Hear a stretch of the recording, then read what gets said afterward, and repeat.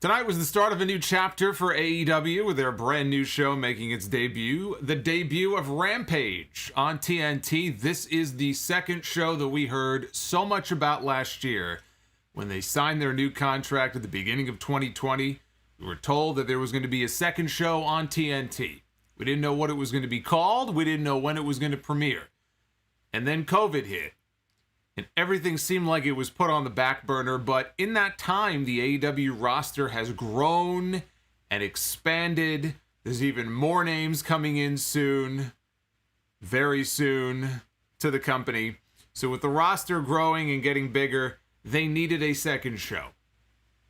And tonight was the debut of that second show. It has finally arrived and just at the right time. We had 3 championship matches advertised for tonight.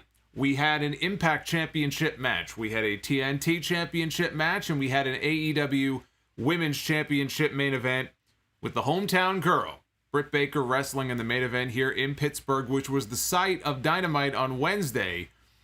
But these fans in the building tonight must have had something in their cup of coffee this morning because they were hot as hell throughout the entire show. I'm sure AEW got them all amped up. Tony Khan maybe came out before the show, gave them a pep talk.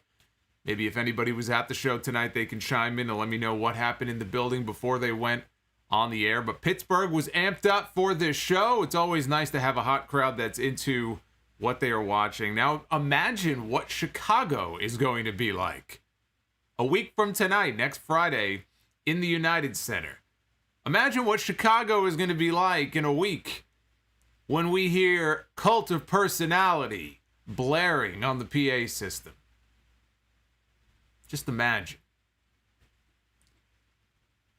Hit that like button if you would be so kind. We already had a whole bunch of people hitting thumbs up. Supporting the channel. Super chats are open. You will see them popping up. Oh, there's Little Russo on a poll. You'll see them popping up on your screen here throughout the stream, and I will read all of your super chat messages a little bit later on. One of the things I liked about the show tonight was the 1 hour format. The 1 hour format, which is what I used to love about NXT. Which is really not even an hour. We're talking maybe 48 minutes. That is the perfect length. I think my attention span has shrunk over the years. This is the perfect length of a show. They had 3 big title matches. Now, I know it's not going to be like this every week necessarily, but if they can keep this pace up, you give 3 solid matches, maybe a couple of interview segments, you keep the pace going. Before you know it, the show is over. It passes quickly. But it doesn't overstay its welcome. I like the 1 hour format of this show. I am a fan of that.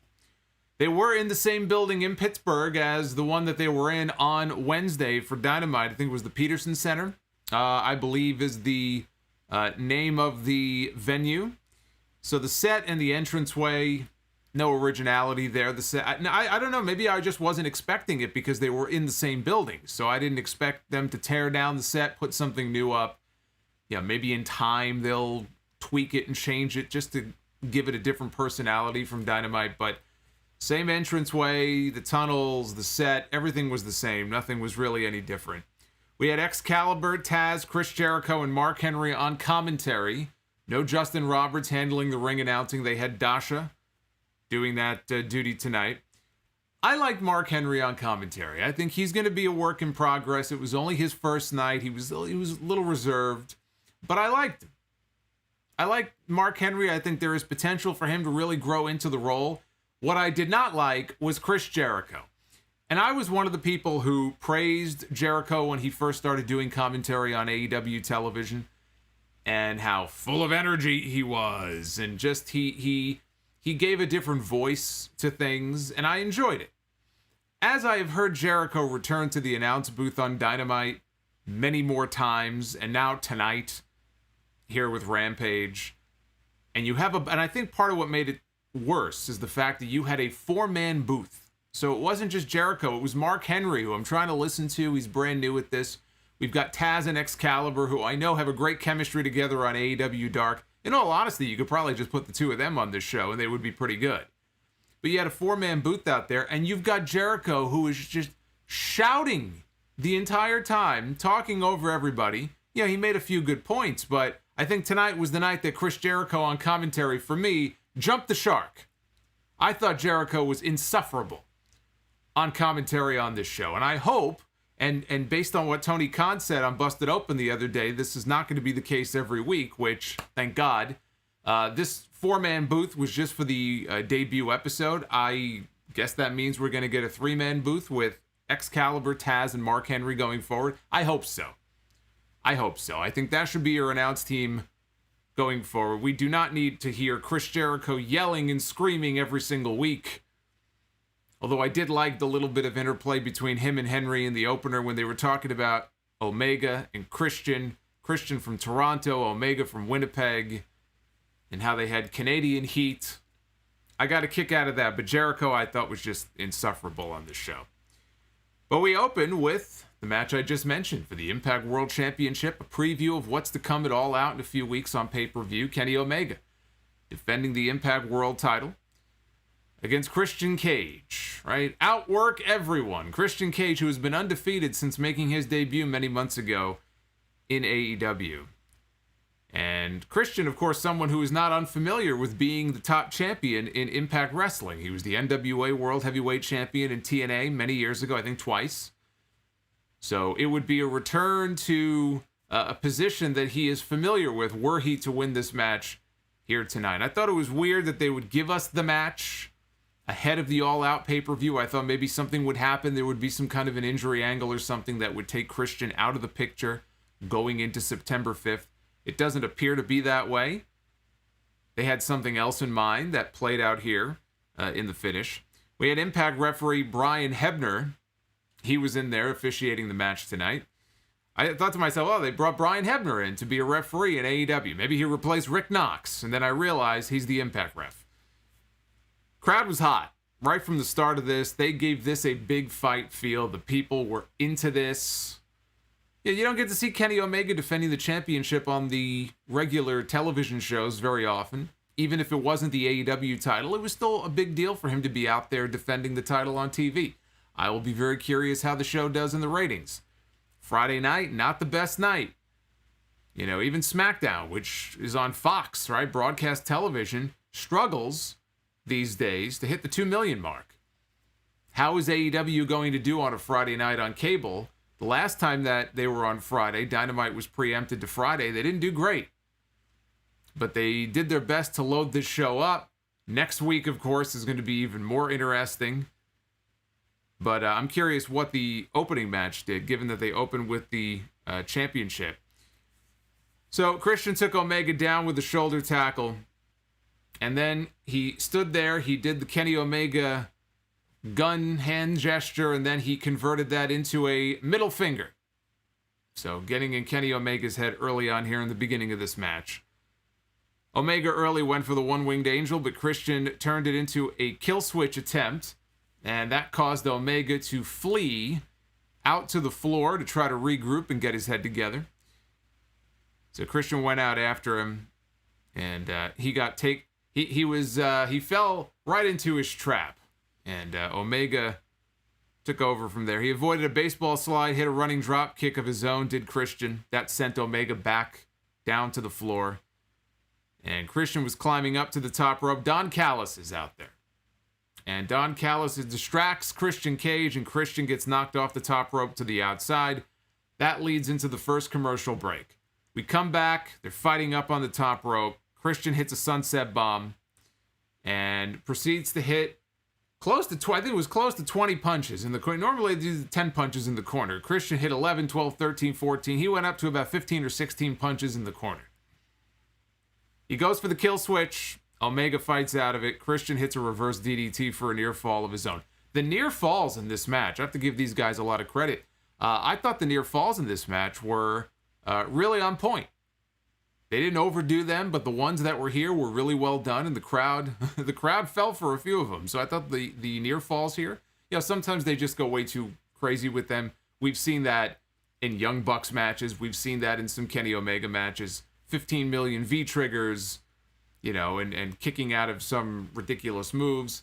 But I thought in this match it was well done. And the crowd, again, was into every near fall here.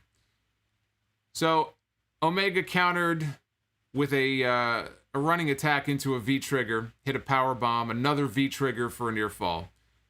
Christian fought out of the one-winged angel again. Omega tried to turn it into a different offensive move. Christian, though, fought out, hit a spear.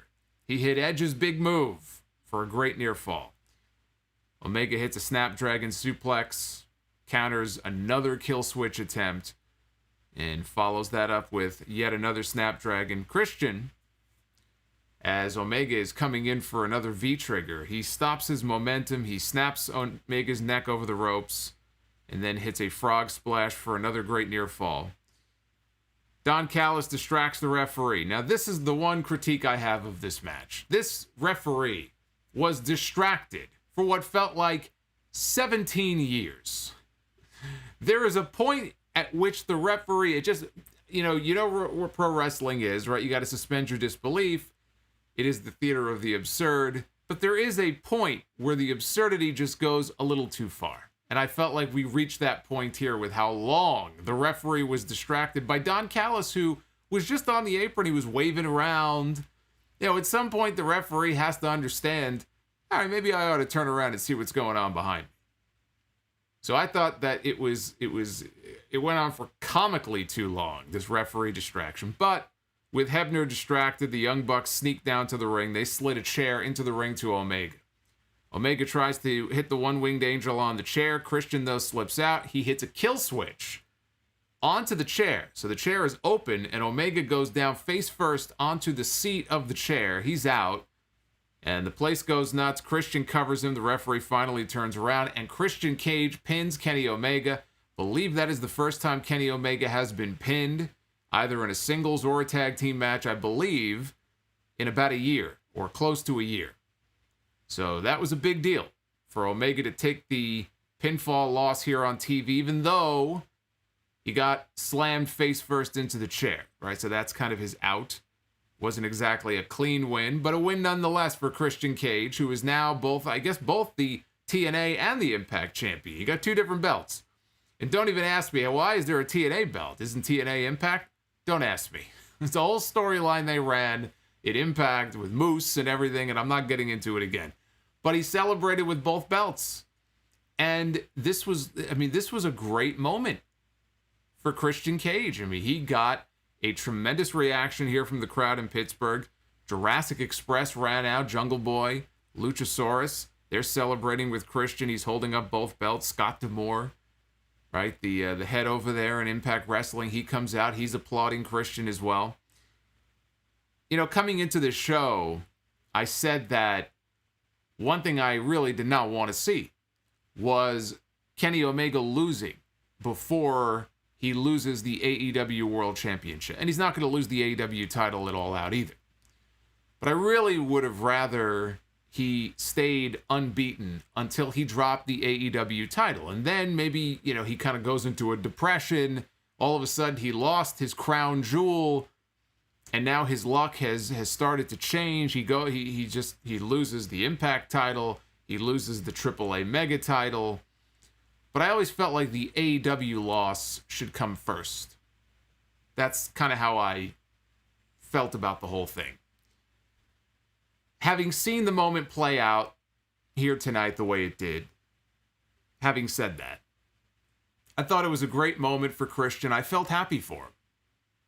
I felt happy for Christian Cage to, after 7 years out of the ring, not even knowing if he would, be able to climb back into the ring because WWE was not going to clear him. And he thought probably that was the end of his career. He probably thought that his career was going to end with a series of concussions in a very unremarkable kind of way. He manages to come back. He ends up in AEW. He probably never imagined that he would leave WWE.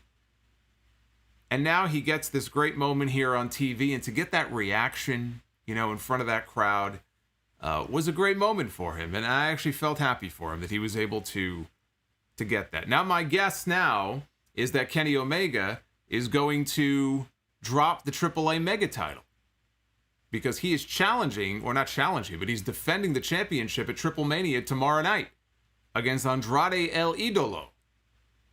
At Triple Mania. Tomorrow night's kind of a busy night. You got Triple Mania, and it's the New Japan Resurgence show. where you're going to have Lance Archer defending the IWGP US title against Hiroshi Tanahashi. So kind of a busy night. I'm thinking that Omega's going to drop that title as well. After all, he got dropped face first onto a steel chair, so maybe he's still a little woozy. He could still use that as an excuse if he drops the championship tomorrow night. But ultimately, he'll go to All Out, and he'll retain his AEW World title. He ain't losing twice to Christian Cage. This is really the way that logically you would want it to play out, right? I mean, if these two are going to have two matches, Christian should win one of them, and it shouldn't be the one for the AEW Championship. So, again, not the way I would have preferred to have done it, but it does kind of make sense. You want to give Christian one win at least. You want to make it seem like he might actually have a shot, even though he really doesn't, at winning the AEW World title. But great moment for him. I was happy for him, and I thought it was a very good match too. I think they could have an even better match. This was only, I think, a small sample of what these two can put together, but I thought this was a very good match. After a commercial break, Mark Henry was backstage with Christian and with Jurassic Express, and Christian said he feels great. He says, "Great to see you, Mark. I'm glad that you're here in AEW." He said he's going to take all of Omega's titles, but he gives Omega credit. He says Kenny Omega is the real deal. He is as delivered, one of the toughest challengers I've ever been in the ring with. And see, that's what you do. Christian's old school. You put your opponent over. You don't put them down. Because he knows he's got another match coming up with this guy. You want people to care about that match. The last thing you want to do is go out there and say, hey, this guy's a joke. This guy was a piece of cake.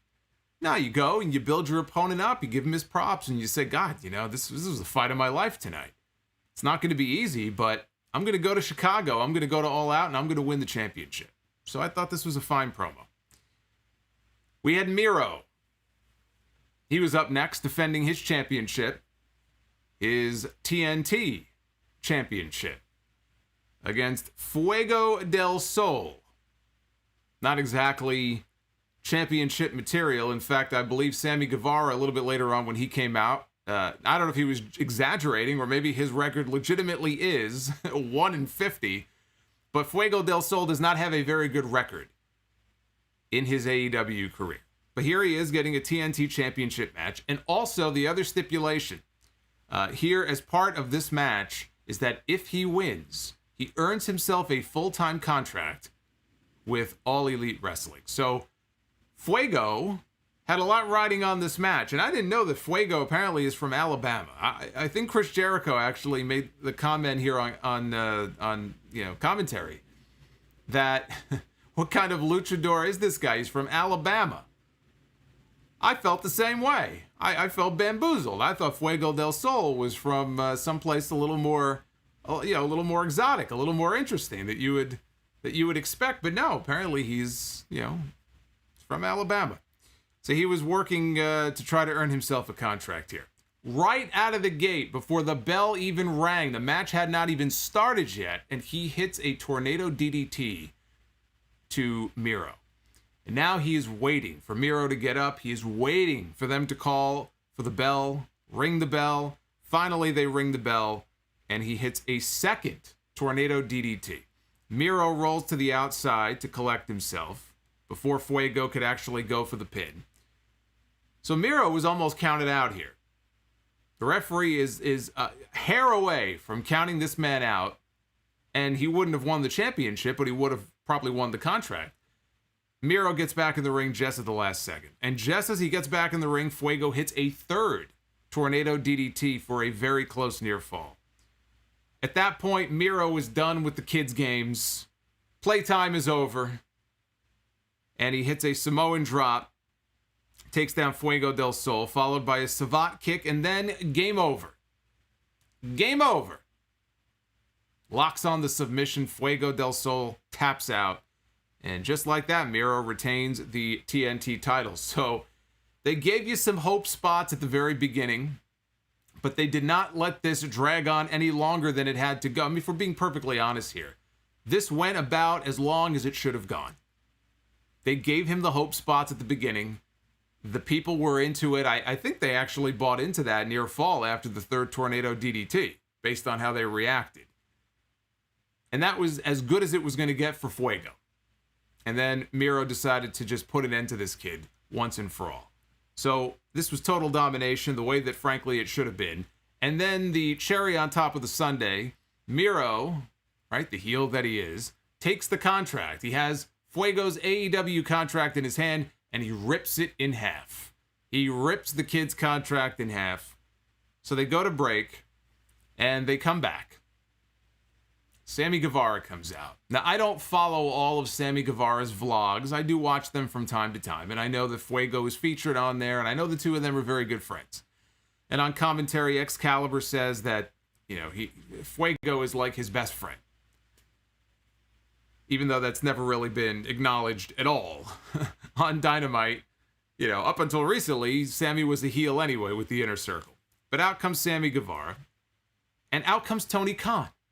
So at least we know Tony Khan was watching the show tonight, unlike that episode of Dark when he was in the back, I think he said. When Max Caster did his rap. Max Caster, who now has to go for sensitivity training, which is bullshit. But anyway. So Tony Khan comes out, and he produces what appears to be a brand new AEW contract on a clipboard, and he hugs Sammy, he hands it to Sammy. Tony goes back to the gorilla position. Sammy has a mic, and he comes down to the ring, and he says, sometimes there is victory in defeat. He goes, even though you're like 1 in 50, who cares? Who cares? Because these people love you.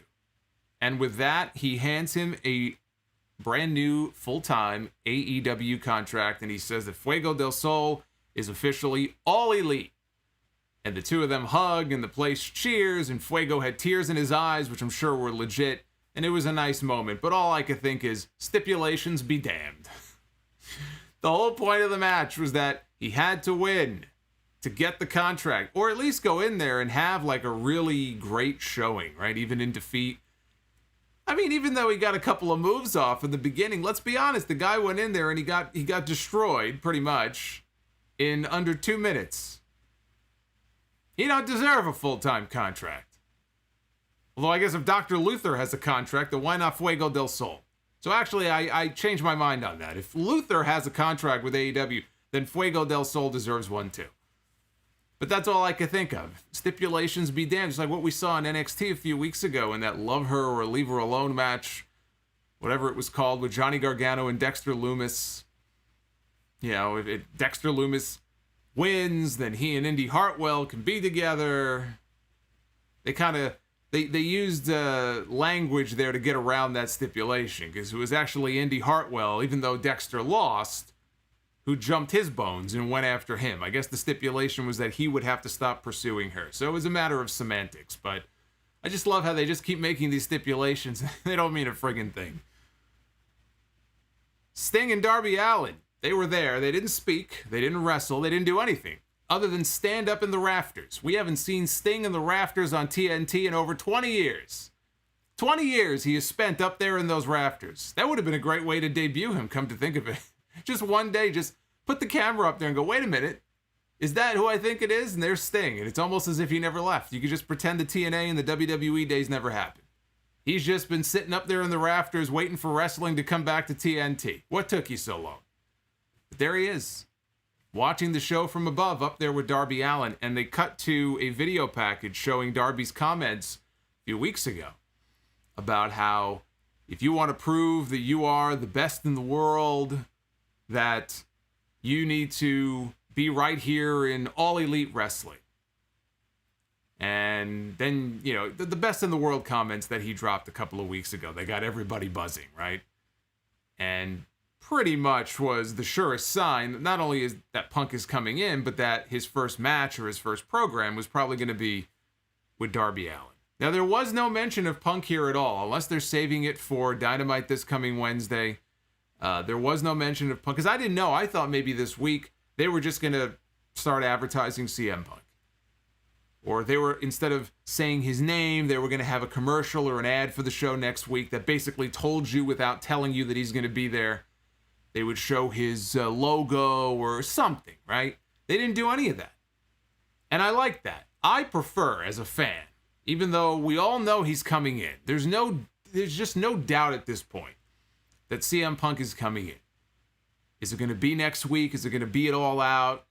I'm fairly certain it will be next week, which is why they booked that arena in the first place. 14,000 people they're going to have in that building who are not going to be very happy if they don't get CM Punk. But I would rather they save it as a surprise. Everybody knows who it is. Everybody knows he's coming in, but you don't have to say it. You don't have to say it. You don't have to acknowledge it. You don't even have to tease it. Just let it happen. And he will blow the roof off that building as soon as that music hits. 7 years these people have been waiting. You're in Chicago. You're in the guy's home market. You don't have to say a word. So I'm glad they didn't announce anything. They still might. They could absolutely still announce something on Dynamite this Wednesday. If they really want people to know he's there, they really want to pop a big number, then maybe they'll say something. But I would rather they just keep their mouth shut and don't even say a word. I don't think they have to. But actually, these two, there was a hint that Punk himself, this wasn't even AEW. There was something earlier today that I wanted to bring up here. What you see on the left is something that CM Punk posted on his Instagram. This was an Instagram story. And there you can see it is the back cover, what appears to be either the cover or the back cover of an old Ring of Honor video. Talking about how it was 16 years ago today, the final chapter. But if you look at the very end of what he wrote, he mentions how nothing is over until you're underground, right? That's how Punk ended that passage. On the right is a picture of Darby Allin, and would you look at the tattoo right in the middle of his chest? Nothing is over until you're underground. Subtle, but not really all that subtle. So it's happening. And it's happening next Friday. Notice they also didn't announce any kind of main event or anything for next week. They didn't announce anything for next week, other than they're going to be at the United Center, and it's going to be the biggest AEW crowd of all time, at least until they go to Arthur Ashe, next month for Dynamite. So it's going to be Punk confronting Darby. How they're going to do it? Are they going to save it for the end of the show? Are they going to open the show with it? I don't know, but it seems like a safe bet at this point. And then it was time for the main event.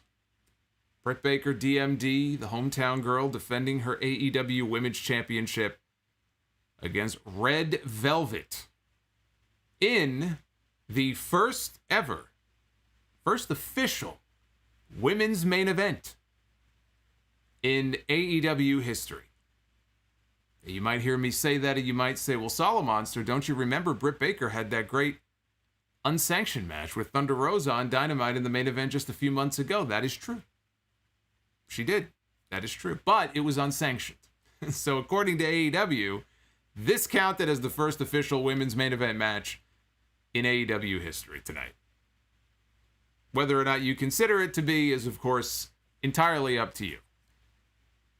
But they established in the pre-match promo segment, they had Mark Henry in a box in the middle of the screen, Britt Baker to the left, or to his right, I guess, and then to his left was Red Velvet. And he asked Red Velvet a question. Red Velvet was totally heeling it up. She was playing heel in this promo. She was being booed. You could hear the boos in the background. They knew coming in who was going to be booed and who was going to be cheered. Even though Britt Baker has never acted like a babyface throughout this entire period that she's been cheered now for weeks. And you look at even what happened at the end of the night. She was a total heel. And they still cheered her because it's Pittsburgh. Britt was wrestling with a broken right wrist. So she had that sleeve or that cast on her wrist. Red Velvet was focusing on it for part of the match. There was a swinging neck breaker to Red Velvet. Britt transitioned over into the lockjaw, but Velvet countered into a pin attempt for 2. Red Velvet, a little bit later on, she starts ripping off the sleeve that Britt had on her arm. or cast or whatever it was. And there was a glove on her hand. She ripped the glove off. She was going to go to town here. She was going to go to work on this woman's wrist. But there was a distraction from Reba, or Rebel, that allowed Britt to try for a near fall. Rebel ends up getting ejected, and the place boos. So she gets thrown out by the referee. Red Velvet hits a super kick and then a moonsault press for a near fall. Then Britt Baker hits an Adam Cole special. She hits an Ushigoroshi. I'm trying to think if I've ever seen Britt Baker hit an Ushigoroshi in one of her. Maybe she may have, but it's the first time I can remember her using that move. So she hits an Ushigoroshi, drops her head and neck first, down across her own knee, followed by a curb stomp for a near fall. Red Velvet recovers. She tries for a lockjaw of her own. She tries to use Britt Baker's own move. Britt is sliding towards the bottom rope. She's trying to make it for a rope break. As she's inching closer, though, Red Velvet gets her foot on the bottom rope and pushes off. So, yeah, very similar to what Sasha Banks and Bayley did in their Brooklyn match at TakeOver many years ago, where Sasha had Bayley locked in the Banks statement. Remember, she starts stomping on Bayley's hand as she's trying to reach for the ropes, and then Sasha uses her foot to push off. But then Bayley gets this great transition, and she's got the Banks statement now on Sasha. They use the same spot here. Red Velvet pushes off with her own foot, but Britt rolls through, and she gets lockjaw applied to Red Velvet.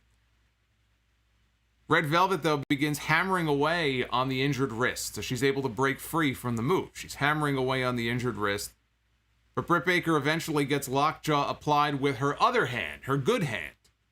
She gets the fingers in the mouth, she presses down on all the pressure points. She's a switch hitter, as Excalibur said, and Red Velvet submits. Britt Baker retains her AEW Women's Championship. After the match was over, Britt Baker takes Red Velvet and she hits another swinging neck breaker. Bells ringing furiously.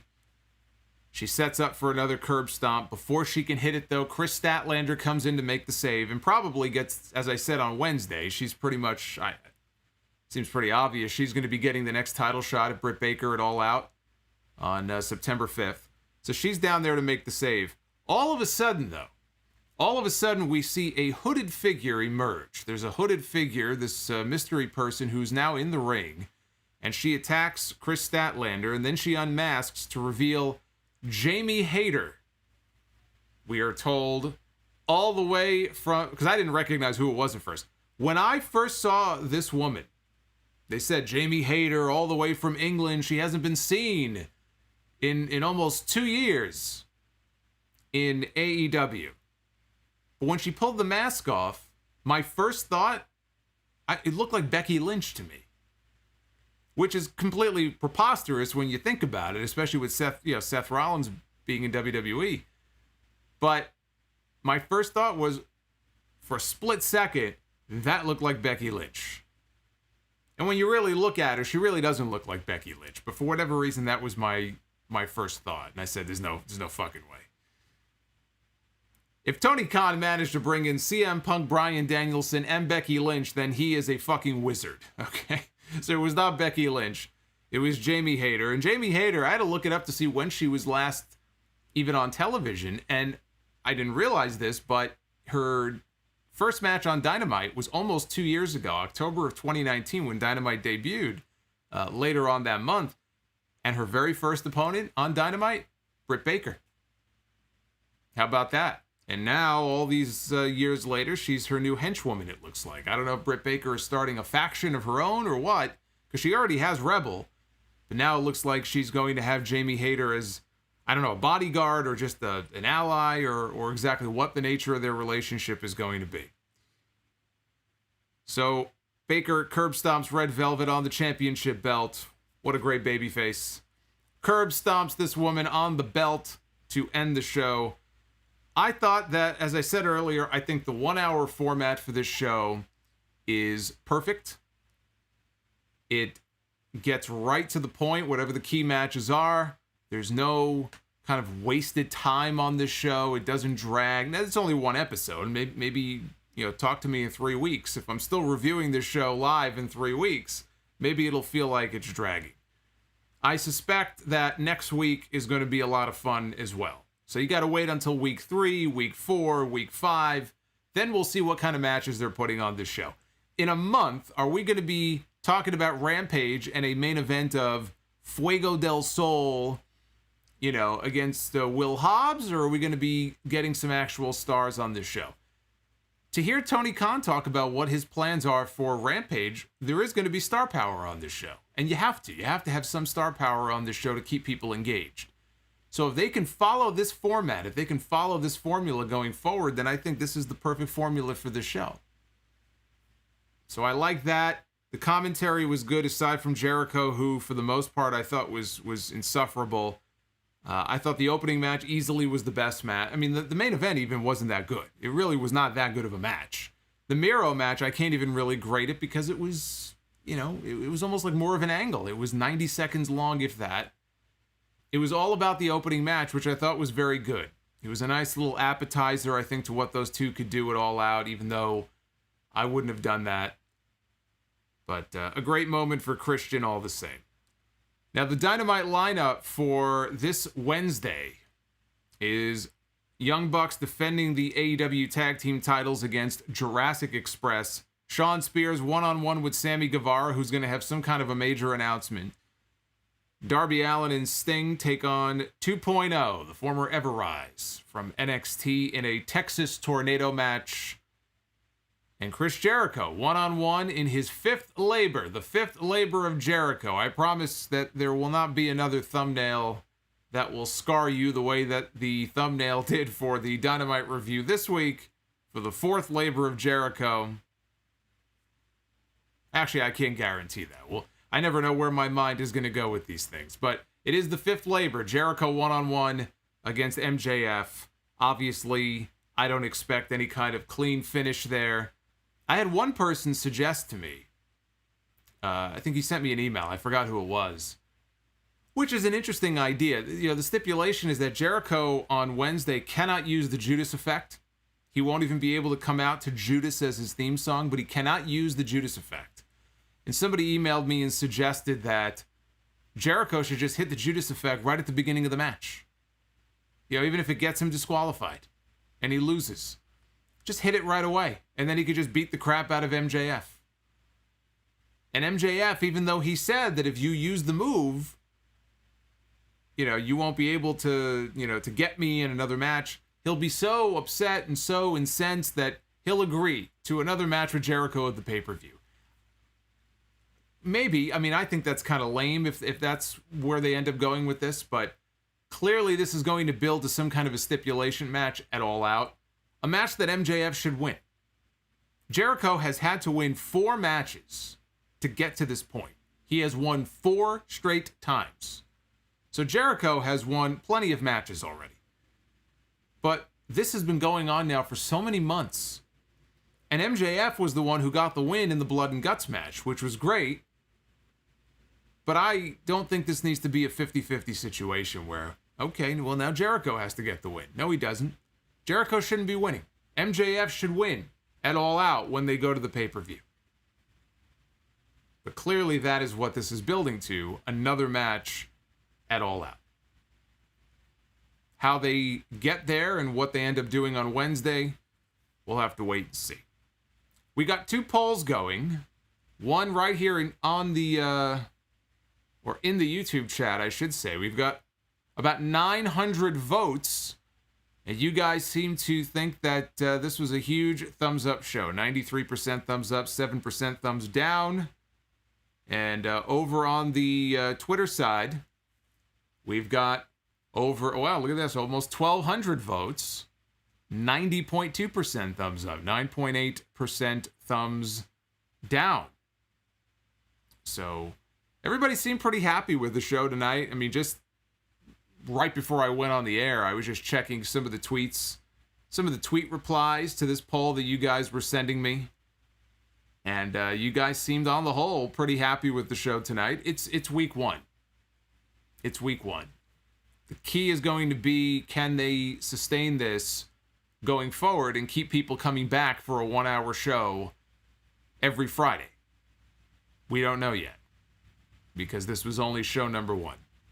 But I do feel like if they can give us more shows like the one we had tonight, I think they'll do a pretty good job of retaining the audience. Now, what that audience looks like, how big that audience is going to be, that we don't know. That we'll have to just wait and find out. But let us find out what you guys thought of the show, what questions you guys have. Let's go to your Super Chats, because we do want to hear from you. We want to find out what you guys have to say. And I do thank everybody who drops a Super Chat. You are not obligated to do so, but when you do, you support the channel. And I thank you for that. So let us go and begin with Naef, who dropped $9.99. Naef, I hope you're having a great Friday night. I hope you have a great weekend. I'm trying to look around here. There was a spider sitting on top of my camera. I had a Peter Parker moment here a little while ago. I thought it was just gonna jump out right at my face and bite me. I don't know where it went. It's literally, it wasn't on the lens, but it was crawling all over the camera, and now it's vanished. I don't know. Is it in my cup? No, it's not in my cup. I don't know where it went. But if you hear me squeal like a bitch, you'll know why. It's because Spider-Man has returned. Future Endeavored with the $5 Super Chat. Kenny is on his way to surgery. Finally, he will lose to Andrade, and I'm calling a different contender at All Out. Yeah, there's a lot of people who think the reason that he's dropping, or he dropped this title, he might drop the title tomorrow. You know, Kenny Omega was pretty beat up for a good part of the year. Going back to the end of last year, he had a minor tear in his shoulder. My understanding is that he's been doing better. Not that he's 100%, but that physically he's doing okay. So I don't think it's an issue where he needs immediate surgery for anything. I don't think so. I don't believe that's why he dropped the championship tonight. I could be wrong, but that is not my understanding of his physical condition. S. Haney, who the hell is Jamie Harder? Jamie Hayter. Hayter. She is a talent from England who briefly appeared in AEW a couple of years ago, pre-pandemic, and has not been back since, I'm sure because of the pandemic. But now she's back. I couldn't tell you whether or not she's going to be great in the ring or not. I've seen very little of her. I can only vaguely remember seeing some of her matches, so we'll see. But she's another addition to the women's division, so to me that can't be a bad thing. Food Hive, I had tears for Fuego. I love this company. Oz and Glorious, also very excited to see Fuego del Sol earn himself a full-time AEW contract. We got a lot of Fuego del Sol fans here in the chat tonight. He could be, I guess he could be that scrappy underdog babyface that people want to get behind, right? Every company needs at least one of those. WWE just got rid of one. And Leon Ruff. EJ Slemp, thumbs up for the wrestling, thumbs down for the commentary. Now, is that thumbs down for the commentary as a whole, or is that thumbs down for the commentary of one Chris Jericho? We got a $7 super chat here from Dell. Is that, or is it DiLorenzo? I think the main event and opener should have switched places and commentary was rough, but happy for my boy Christian.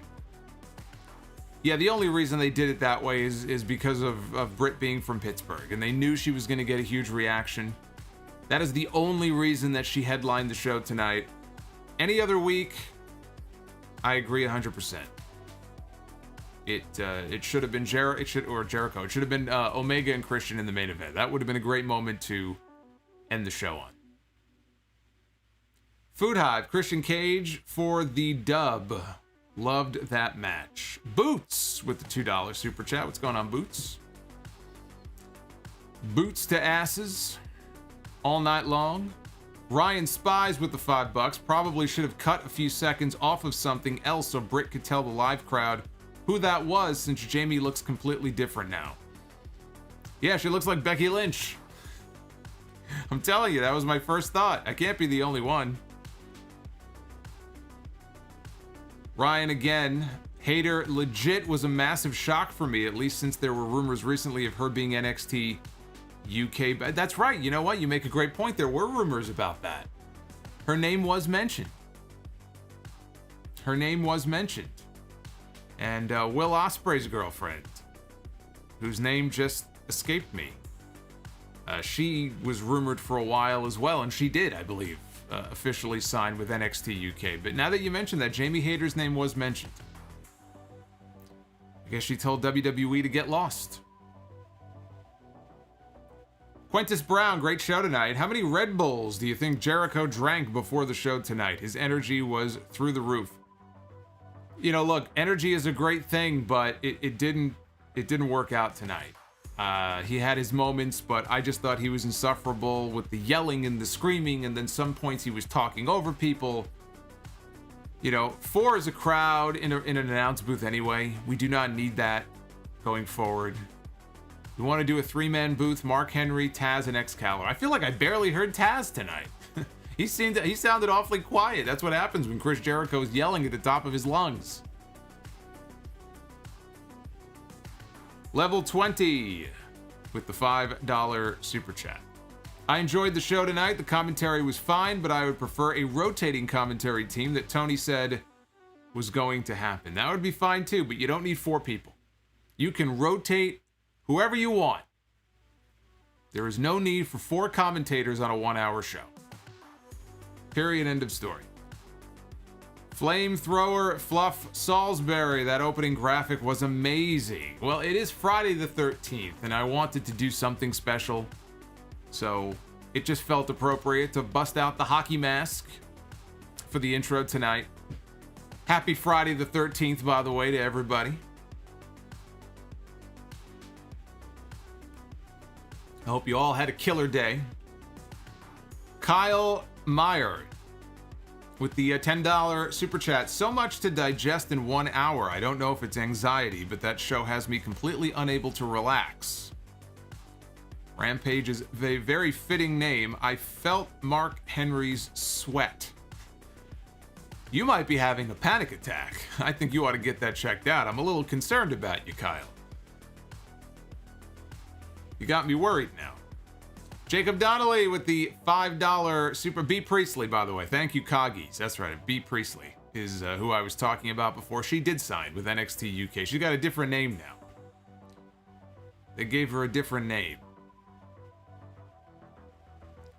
But Jacob Donnelly says, very good showing for Rampage this week, and with the debuting Best in the World, Shane McMahon next week, it is only going to get better. Can you imagine? Can you imagine the heat if Shane McMahon did his little Shane shuffle out in the United Center next week? Yeah, jealous Triple H would probably be. At this point, he probably wants out too, the way they're treating him down there. Shane McMahon does the Shane shuffle and then Punk comes out. See, I like the idea. I can understand how appealing it would be for a promoter to get real heat for a few minutes, to like hit Punk's music and have somebody else, like have Colt Cabana come out or something, you know? But then you ruin the initial pop. You can't do that. You're gonna play the music, the man himself has to come out. I know it's very tempting to do something like that, and it would get massive heat. But a moment like this, 7 years in the making, you can't ruin it by sending somebody else out there. You can't take away from that initial pop. You got to send the man out. Send for the man. That's all you got to do. This is a very simple thing that AEW has to do next week on the show. You don't have to overcomplicate things. You don't have to reinvent the wheel. You play the music, you send him out for whatever it is that he's there to do, and you let the crowd react. You block out 20 or 30 minutes for the initial entrance, for him to absorb the reaction from the crowd, and then cut whatever promo he's gonna cut. You gotta block out at least half the show. Show's only an hour long, right? They got a hard stop at 11 p.m. You gotta at least give the guy half an hour. Damian Cole with the $10 super chat. That's the Russo on a pole super chat. Great show tonight. had me on the edge of my seat for the full hour. I cannot ask for much more. The crowd killed it. The United Center is going to blow up with crowd noise. Well, I think that's what they're banking on, right? That's why they booked an NBA building. That's why they're going to have 14,000 people, and they're going to have their biggest crowd ever. And they're hoping they blow the roof off the joint, which I'm sure they will. Hulkling93 with the $5 super chat. Interesting detail that Hayter sides with Britt in Pittsburgh since she was Britt's opponent the last time AEW was in the city.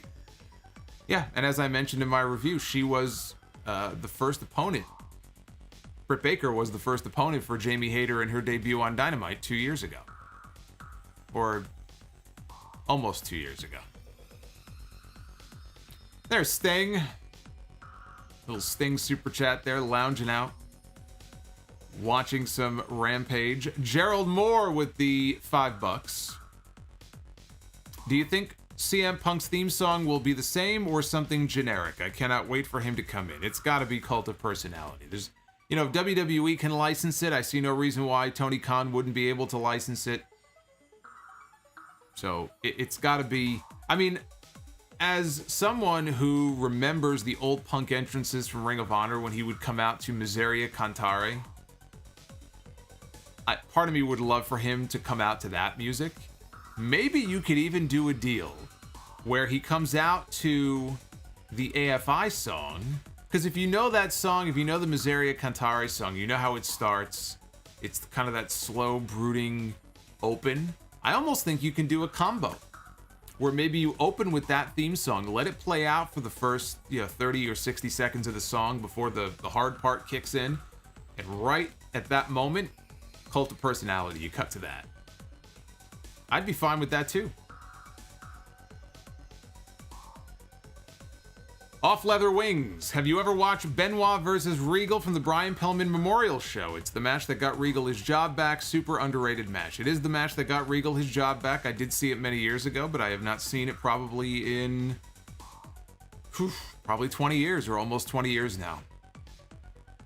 Magician Sapphire with the $10. Fuego del Sol. Getting that AEW contract despite losing gave me all types of feels. Dry chicken without flavor. That was a fantastic start to kick off AEW Rampage. Andrew Jorlog with the $20. Andrew, thank you. What's going on, Andrew?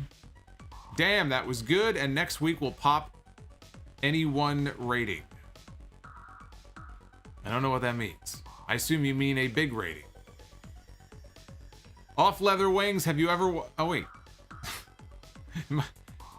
Did he send that twice, or am I reading the same one? No, I think I read it twice. Demonte24 wanted to check in on my 27th birthday to say once again that you are the best in the IWC. Love how rugged AEW feels compared to WWE. Fans of both. I have not heard a wrestling company referred to that way, as rugged. There definitely is a different feel right now between the two companies. AEW has a lot of momentum right now.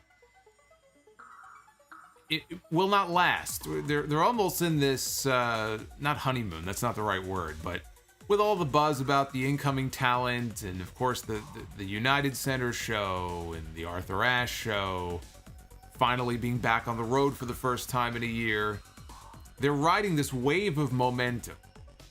All waves at some point, though, crash. And the key is, how do you position yourself? How do you position your company when that wave dies down? And that wave inevitably crashes.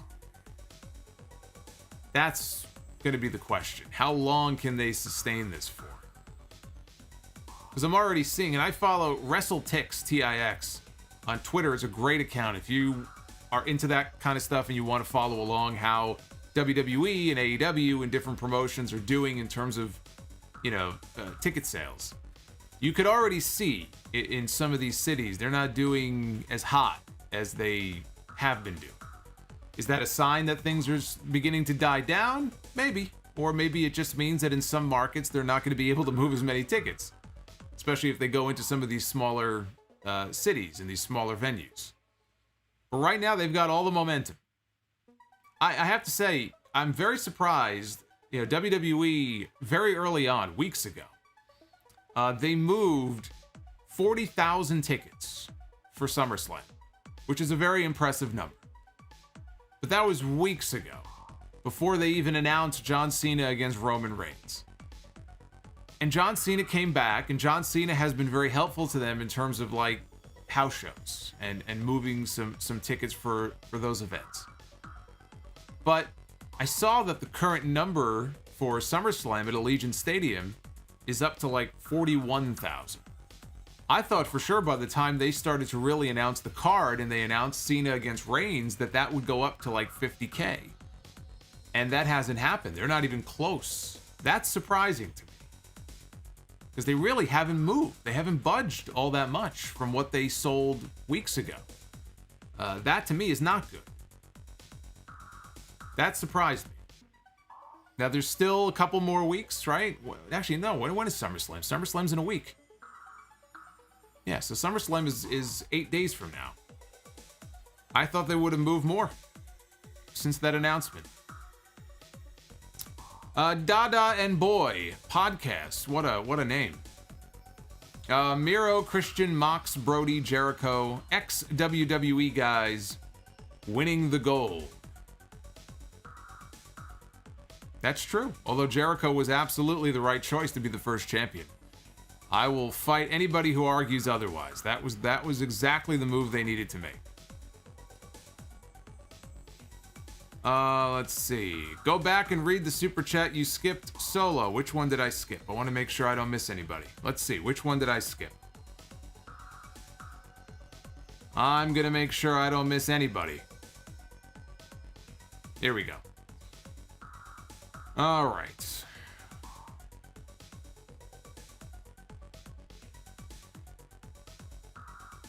Anyway, DeMonte, happy birthday.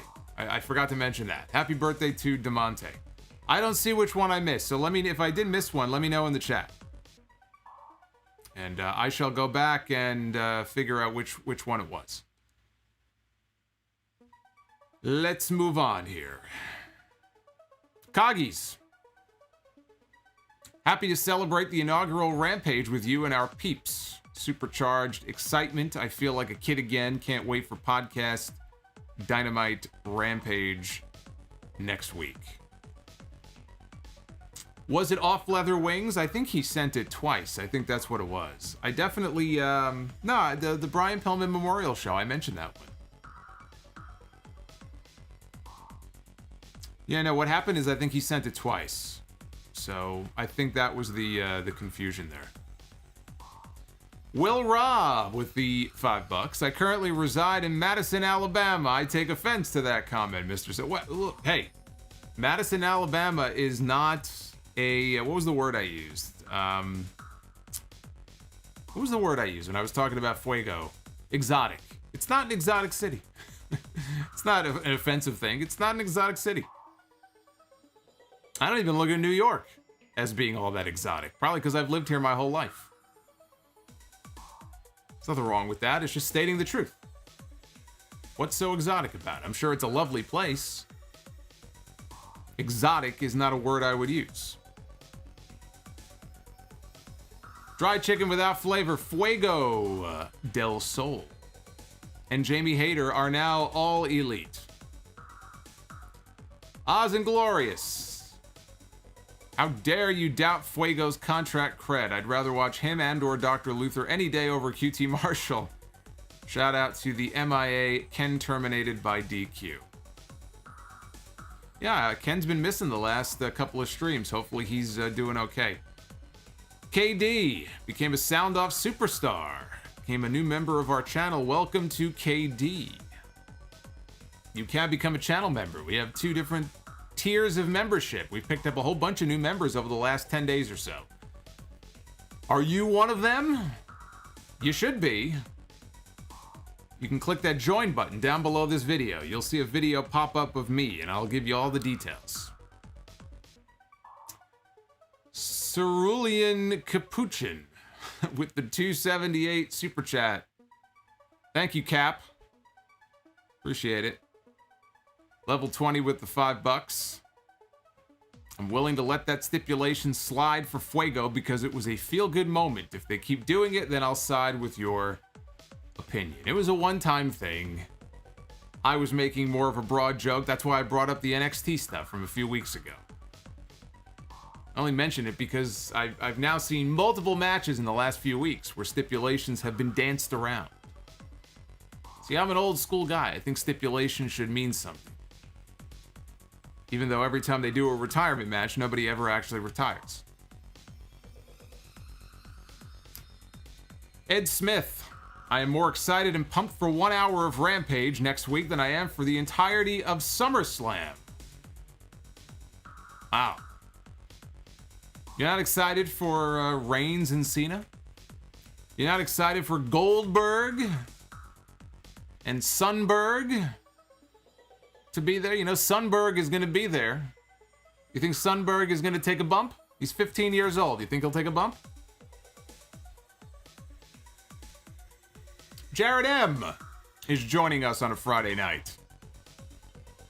With the $35 Super Chat drop, that puts you in the #1 spot for the night. Jared, thank you. Jared is a big supporter.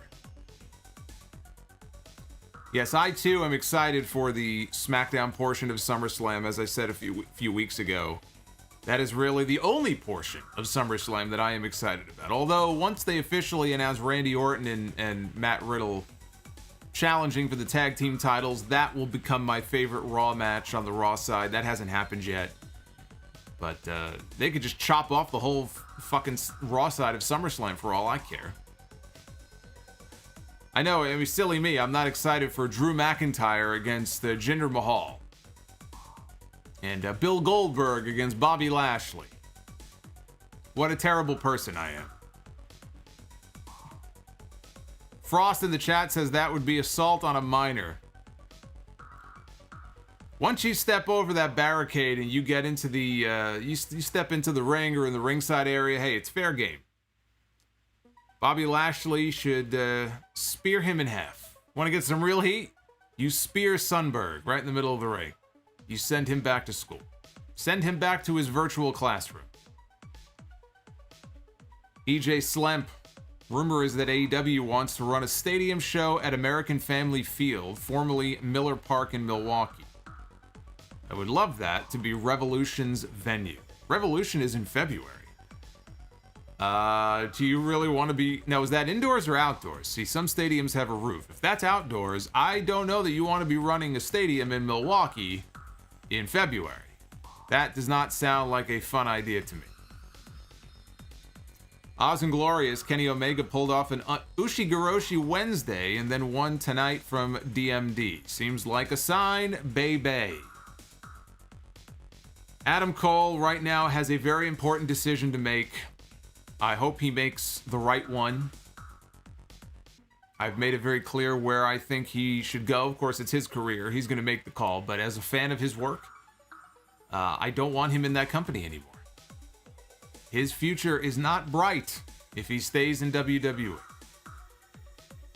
So I am hopeful that he will take a walk. That's what I'm hoping for. Isaac in the chat says, I don't think I've gotten to your super chat yet, Isaac. I think it might be coming up soon. But if not, I will go back if I missed it. But I think it's just that I haven't gotten there yet. Gotta give me time. What, you got a hot date? You got someplace to be? I'm your date tonight. I'm your date tonight. Quintus Brown, it has been great to watch the growth of Britt Baker from beginning to now. She is a star. It has been fun to follow. You know, I was on her a lot at the beginning because she just was not very good. And she was completely miscast as a babyface. Once she turned heel, and I think it was around the time I was on that Jericho cruise the beginning of last year, you could see. In fact, that might have been where it began.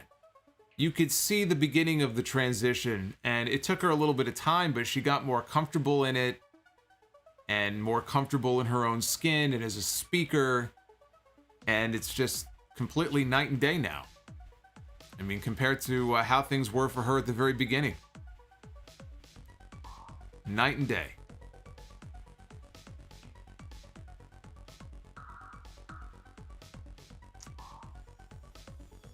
Cap with another... I'm going to call you Cap because I don't want to butcher your name. But Cap just dropped a $14 super chat. Hey, it's 4:30 a.m. Just got home. Drunk and time for Rampage. First time live. And one question. Are there too many teams in AEW? Seems like everyone is in a group these days. And it bothers me. What are your thoughts? They do have a lot of groups. Teams, they I think, are perfectly fine. They have a very strong tag team division, which I like. I don't have any issue with the tag team division. I think, like I said, the no issue with having a high number of teams. But as far as factions and groups and trios and all that, yes. They probably have a few too many. Which is why I think, if they introduce trios belts, yeah, I'm usually not a fan of adding more titles, but I think in this case it would work, just because they have so many of them. Dried chicken without flavor, I'm calling it Adam Cole, 9/3/21. Is that Rampage? That's the Friday before All Out? Now, why do you say 9/3/21? What is it about that date in particular? Ryan Spies, how dare you imply Luther doesn't deserve a full-time contract? If anything, he deserves a raise. He's lucky to have a contract with AEW. I'm sure he's a nice guy. But he don't have no business being on TNT. That's why he's on Dark most of the time. Naif, thank you for the $9.99 super chat.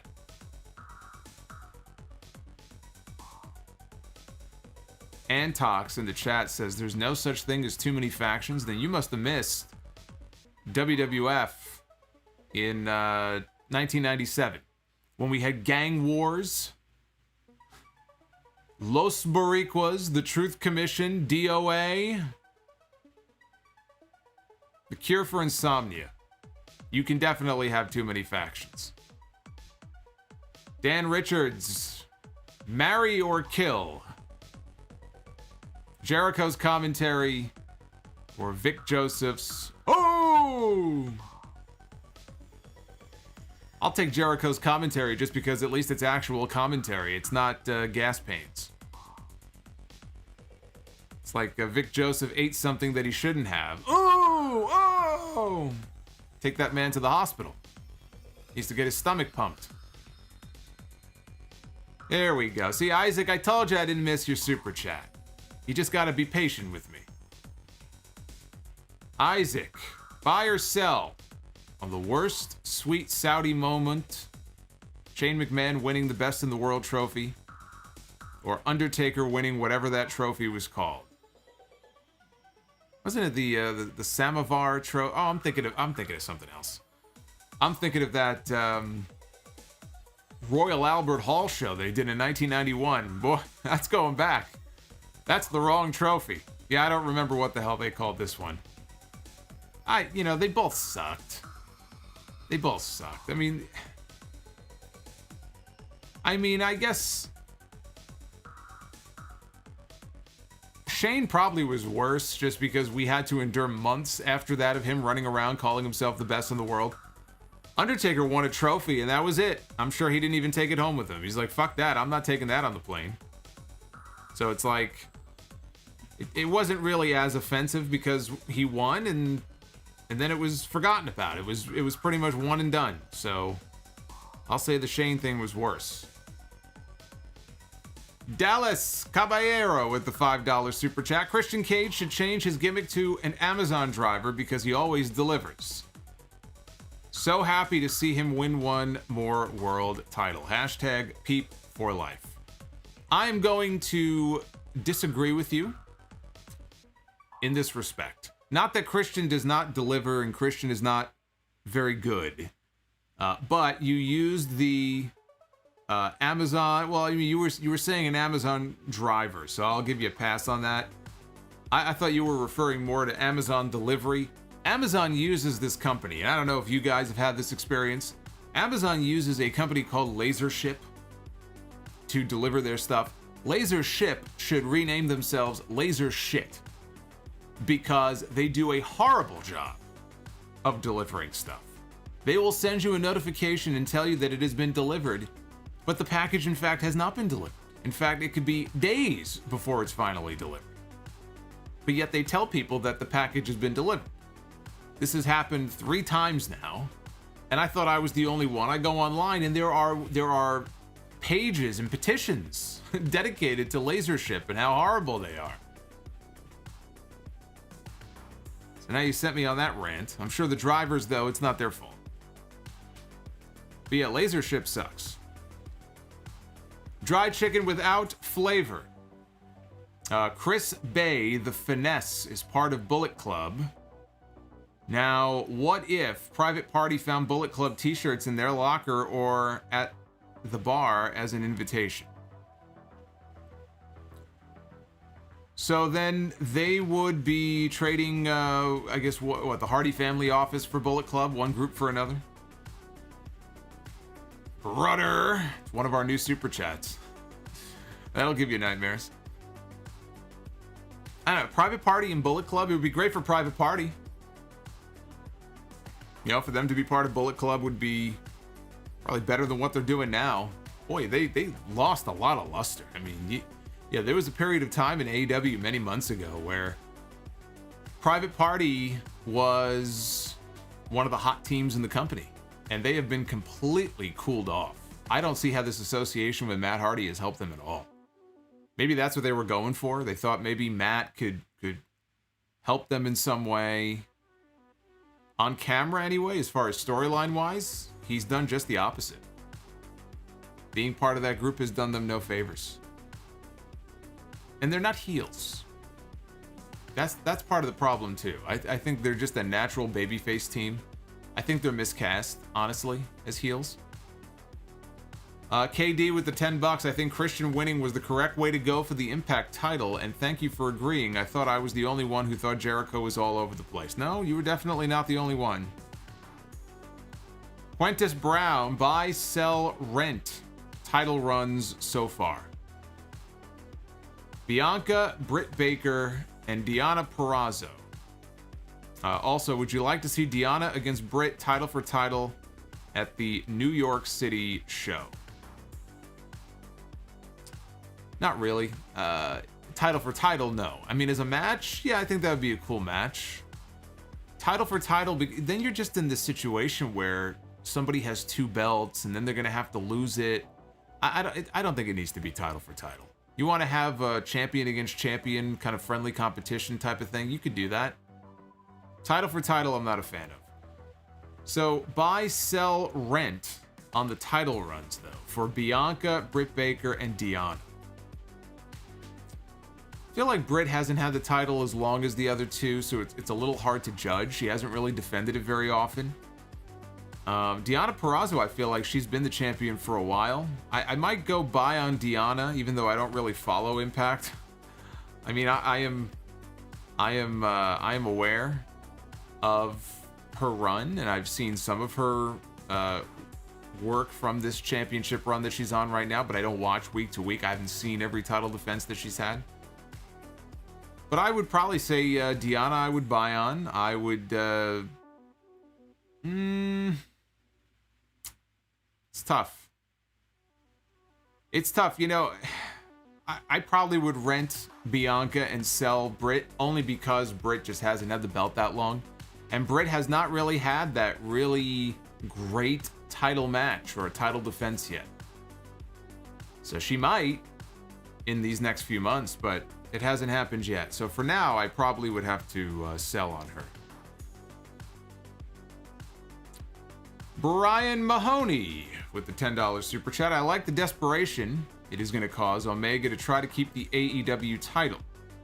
It will bring the best out of him against Hangman at Grand Slam, hopefully where the most eyes will see his big win. Yeah, I'm hoping that Hangman will be back in time for that, but if he's getting time off for paternity leave and his wife or girlfriend hasn't had the baby yet, then he ain't going to be a Grand Slam.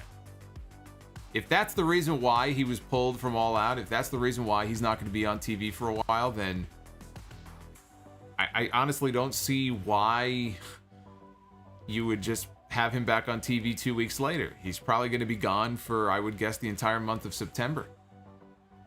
Arthur Ashe would be the perfect place to do it, though, in front of the biggest crowd in the company's history. I don't know if he'll be back by then. King of Doug style. 1 hour for a second show is perfect. I agree. B. Vincent 86 seems like they knew a 4-man booth was too much and they pulled Henry for the rest of the show. I thought he got quiet. You know, they had him doing the interview stuff in the back. They pulled the wrong person. They should have pulled Jericho is who they should have pulled. Food Hive. Shane comes and then says, which way did he go? Kenneth Taff. With AEW's success so far, how soon do you think it will take for AEW to have a WrestleMania-sized crowd event? Not too long. Honestly, I think with the right stadium, and maybe Jaguar Stadium in Jacksonville is the place to do this, but I actually think they could probably do a stadium show next year. I think a year from now, either Double or Nothing maybe, but like All Out next year, I think if they want it. And All Out, they generally like to be in Chicago for that. But Double or Nothing, they're in Jacksonville. Or they've been in Jacksonville because of the pandemic, so maybe they go to Vegas. Wherever they are, I think by next year, and they're bringing in some big names right now, I think they could have a stadium show. I'm not saying that they'll put 65,000 people in that stadium, but do I think they could do a stadium show at some point next year and get 30 or between 30 and 40,000? I do. I don't think we're going to have to wait very long. I think they're itching to try it. I think we might see it as soon as next year. The pandemic, of course, could change all of that. You know, hopefully there's you know, no more restrictions imposed that will require them to have to go back to Daly's place. Then they won't be doing any stadium shows anytime soon, but pandemic permitting, I think we could see it as soon as next year. Anti-M Bishop 07, what's going on, Bishop? Great show tonight. Next week is going to be massive. Rest in peace, Mr. DiNucci. And get rid of the TNA title, guys. The storyline is over. That's right, rest in peace, Dominic DiNucci, 89 years old, passed away this week. Trained names like Mick Foley and Shane Douglas. Do you realize that Dominic DiNucci wrestled his final match when he was 80 years old? About 9 years ago. He had a tag team match. He tagged with his protege, Shane Douglas. He was at an independent show up in Toronto, I believe. 80 years old. And he won! He went out a winner at the age of 80. That's boss. Dry chicken without flavor with the $5 super chat. Friday the 13th movies had one of the best practical effects in the horror genre. So did The Thing. Carpenter's The Thing. Great practical effects. Total Recall. Total Recall had some pretty freaky effects too. Jose Leanos with the $4 super chat. Sunberg is going to hit a tope on MVP. You're probably right. It's like a rite of passage now in wrestling. You got to hit the tope. Everyone has to do a dive. Sunberg will be no different. So Sunberg will be doing dives the way that his father used to do spears. Oz and Glorious. You know, Miro the Redeemer with the hot wife will punish Sammy Guevara for giving Fuego that contract tonight. P.S. Goldberg sucked in 98 and still does. Goldberg did not suck in 98. Goldberg was one of the hottest things in wrestling in 98. And if you go back and watch some of those matches that he had with Raven and with Hogan in the Georgia Dome, and when he picked up the Giant and gave him the jackhammer, Goldberg did exactly what Goldberg should have done. Goldberg was not in there to do chain wrestling. Goldberg was not in there to do holds and counters. Goldberg served a purpose. Goldberg was the Annihilator who would come down and wreck people, and the people loved it. And he did big business. You can't argue with that. What I can argue with is that same Goldberg at 54 coming back and challenging for championships in 2021. That's stupid. But no, I will defend Goldberg actually in 98. Goldberg Goldberg and Austin would have been a huge match. EJ Slemp, American Family Field has a roof. Is that what it's called? American Family Field? I guess it's better than Guaranteed Rate Field in Chicago. Dry chicken without flavor. Would you like to see a Bullet Club versus Elite for next year's Blood and Guts?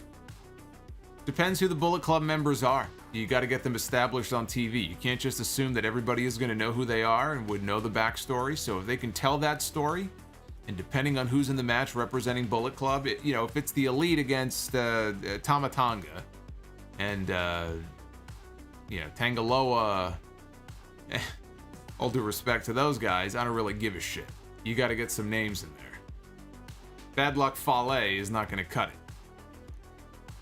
Lord Frieza, Solomonster, I am alive. Look, it's Lord Frieza. We haven't heard from him in ages. Loved Rampage. I'll be attending Dynamite on Wednesday. It's good to hear from you, Lord Frieza. I thought I had lost you forever. Cap with another super chat. Love how you call me Cap. Did this show feel rushed? Up to the main event already and feels like it's too soon. Time flies when having fun, I guess. No, it didn't feel rushed. It was just a shorter show. We're so used to having 2 and 3 hour wrestling shows that 1 hour, it's like a shock to the system. It's been a while since one of the major promotions had a 1 hour show that wasn't on YouTube. CJ Ballin or Bolin. Ballin? We'll say Ballin. AEW New Japan Impact AAA. One word. Battle Bowl. And Quintus Brown, CM Punk, open or close the show next week? That is a great question. I've thought about this, and they don't have any matches announced at this point for next week. If you don't open the show with it, you'll probably have CM Punk chants nonstop until he comes out. So I almost think, depending on what they have planned for a main event, unless that is the main event, and that may well be the main event, if they have a real main event planned, you can open the show with it. I think it's okay to open the show with Punk or Punk and Darby if they're going to do something with Darby face to face.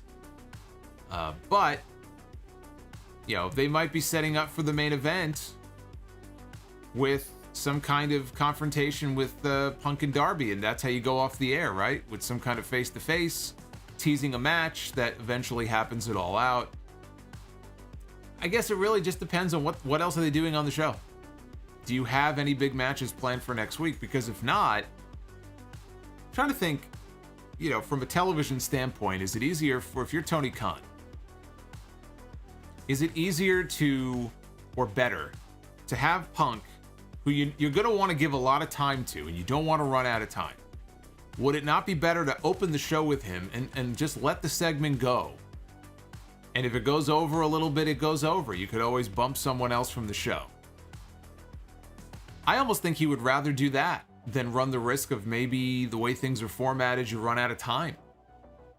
You don't want to run out of time for Punk's first segment on TV in 7 years. I almost think it would be better to open the show, because if it does go long, they may give him a 5-minute long ovation like they gave Hogan in Montreal that time after WrestleMania. You don't know what kind of reaction he's going to get.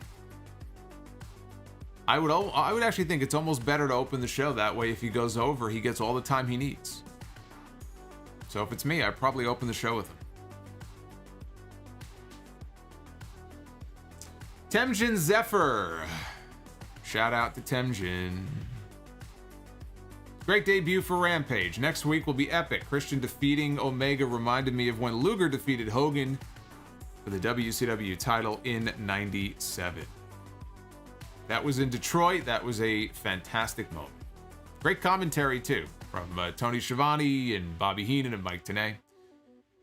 Skyline 0316 with the $5. Did I actually watch a wrestling show tonight? For what the show is, I have no complaints. First AEW show I can say that about. Maybe ever. Yes, Sky is not the biggest AEW fan, so for him to say anything even remotely positive about them means we had a good show tonight. That'd be like Jim Cornette storming into the chat right now and sending in a super chat and praising Tony Khan and the Young Bucks and Kenny Omega. So if Sky liked the show, then we had a good show tonight. And Shambly Games with the $4.99. Love your show. Keep up the great work. Shambly, thank you very much. That means a lot. I am glad that you enjoy the show. I am glad that all of you have been joining me. Oh, there's the Fiend. Now I'm depressed. But I'm very happy that you guys have joined me tonight. Again, we're going to be live next Friday as well. And we'll take it from there after that. For sure, we'll be live next Friday after Rampage again. And, you know, whether or not this becomes a permanent weekly thing every Friday night remains to be seen. If you guys want it so, if you're going to be here with me, then we might just do this every week. But for at least these next few weeks, we are going to be live on Wednesdays and live on Fridays. Of course, next week is going to be a very busy week because it is SummerSlam week. So we're going to be live next Saturday night after SummerSlam, and then we're going to be live next Sunday night after NXT TakeOver 36. So we got a lot of live streaming to do next week, a lot of content coming here to the channel. Lakers in the chat says, donate your super chat money to Baron Corbin, Solomon. Should I donate the super chats to Baron Corbin? He's a man in need. He's just trying to feed himself. He's trying to get by. I'm going to say no. I will do no such thing. Baron Corbin is going to have to fend for himself. Here's the Twitter poll one more time. Head on over to @Solomonster. That is my handle on there. You can vote in all of the polls that I put up there. Of course, we have one that's ongoing right now here in the live chat. That's another 1,200, 92% thumbs up, 8% thumbs down. So be sure to go ahead and hit thumbs up or thumbs down on what you thought of the show. And don't forget, I'm on Instagram as well. I don't plug it as often, but you'll find a link in the description down below, Instagram.com/TheSolomonster. Since I am finally starting to not neglect Instagram. I know many of you use Instagram over Twitter, so you can find me on there as well. Yes, I heard that Baron Corbin apparently stole the Money in the Bank briefcase tonight, which I guess is perfectly legal. After all, John Cena swooped in and signed a contract that Finn Balor was about to sign, and now John Cena has a title match at SummerSlam, and Finn Balor is up Schitt's Creek. So, possession is 9/10 of the law, as they say. I guess Baron Corbin he should be the new Mr. Money in the Bank. He won't be, but he should be. Hopefully, if he is, it'll work out better for him than his last cash-in did. It didn't work out too well for him, if you remember.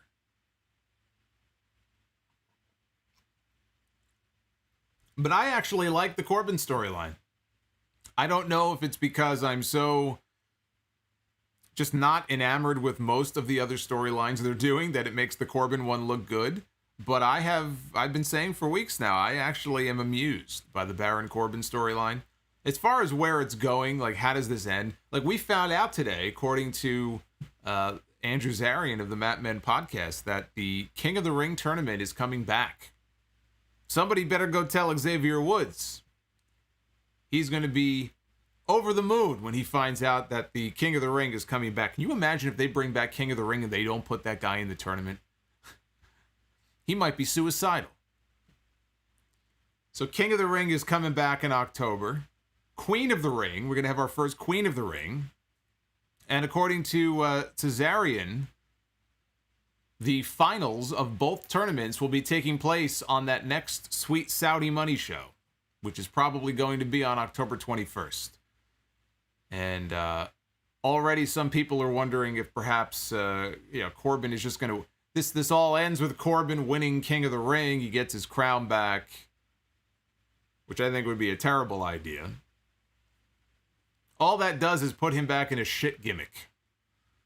It was played out for 2 years. We haven't had a King of the Ring tournament in 2 years since Corbin won the last one. We don't need to see him with the crown again. Now, where this is going seems pretty obvious.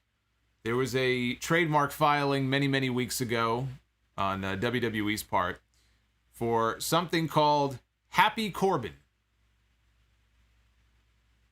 That's all it said. Happy Corbin. They're trademarking Happy Corbin. So Corbin is very sad. He's very depressed. He's down in the dumps. He's down on his luck. his luck will change. I don't know how. I don't know when. But Happy Corbin is coming since they trademarked it. I don't know what Happy Corbin looks like, but I suspect that we're going to find out soon enough. Off Leather Wings dropped a $1.99 super chat. Triple H carried The Rock all throughout 2000. Do you agree? No, I don't agree. I think that Triple H and The Rock both carried that company through the majority of the year 2000. When Austin went down with the neck injury and he missed the majority of the year, it was The Rock and Triple H who basically carried that company on their backs. They had a tremendous supporting cast. The roster in 2000, the storylines for the most part in 2000. I still maintain WWE's best creative year was 2000. For Rock and Triple H, it would be very unfair to say that Rock carried Triple H or Triple H carried The Rock. They both carried their end of the deal equally. I think back to the Iron Man match in May at the Judgment Day pay-per-view.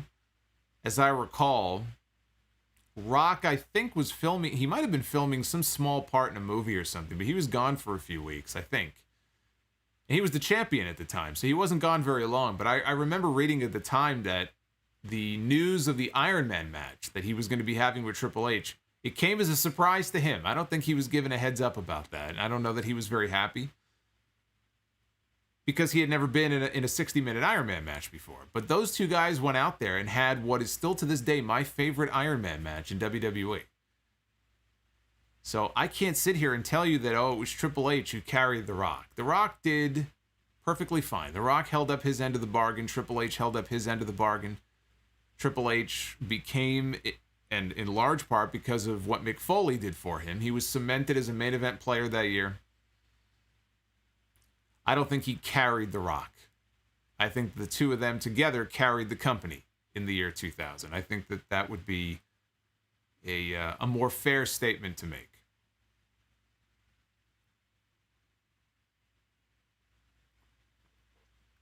Yeah, Andre, I've said that before. I think 2000 Triple H is the best Triple H.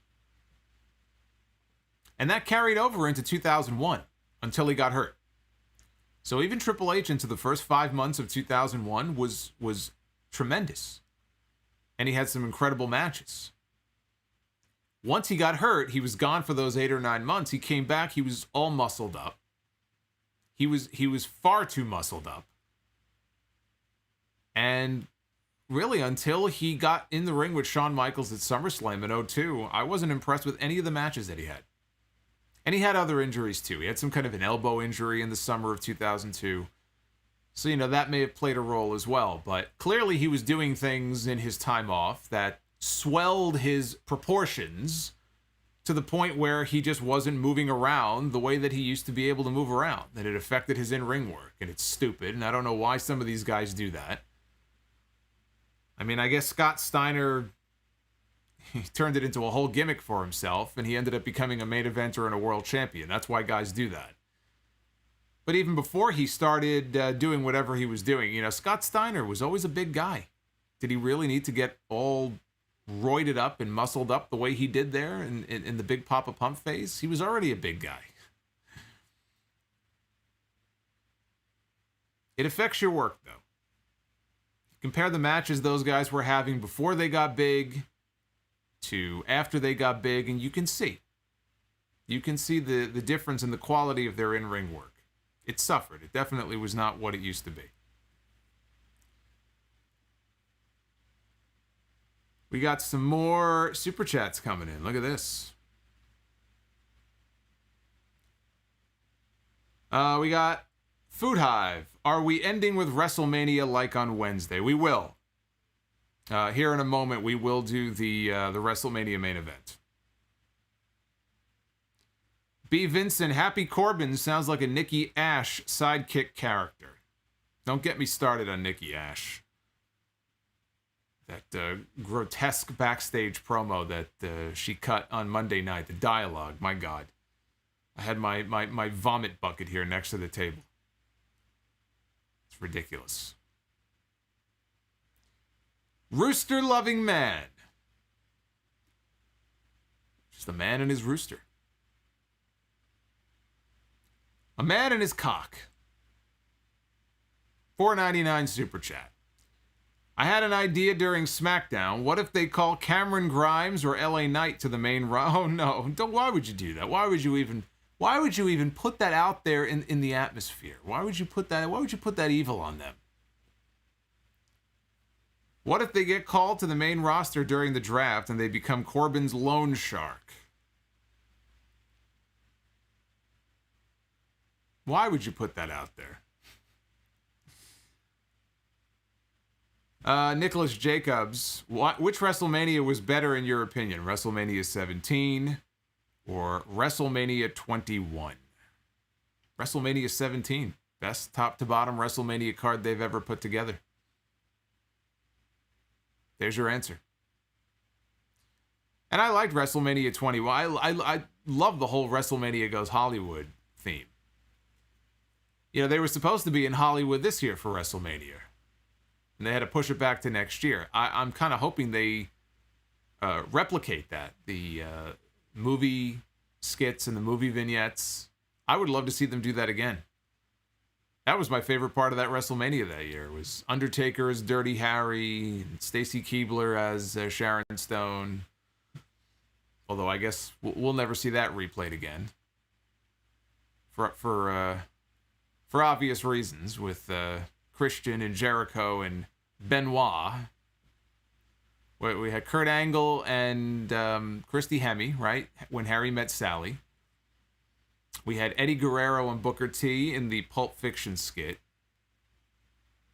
We had Austin as Gladiator, right? That's what opened WrestleMania. They opened with that as the intro. What were the other ones? They had one with all the wrestlers, right? From Taxi Driver, right? That was one of the ones they did. I feel like I'm missing one. That was some funny shit. I enjoyed those segments. I really did. WrestleMania Goes Hollywood. Love to see them do that again.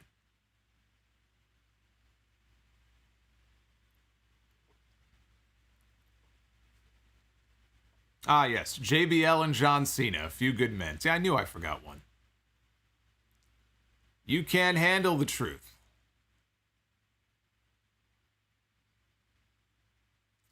Yeah, Steven, I said they moved it to next year. It was supposed to be this year, but they moved it to next year. So there's still time. Heading into WrestleMania next year, they could do these again. Pick a whole bunch of different movies, more modern movies, and, well, maybe not modern. I mean, nothing really beats the classics, right? Triple H has Braveheart. That's right. Ric Flair was in that one, too. Triple H was Mel Gibson in Braveheart. I picture Triple H giving a speech to the whole NXT roster like that. They'll never take our freedom. Referring to the main roster.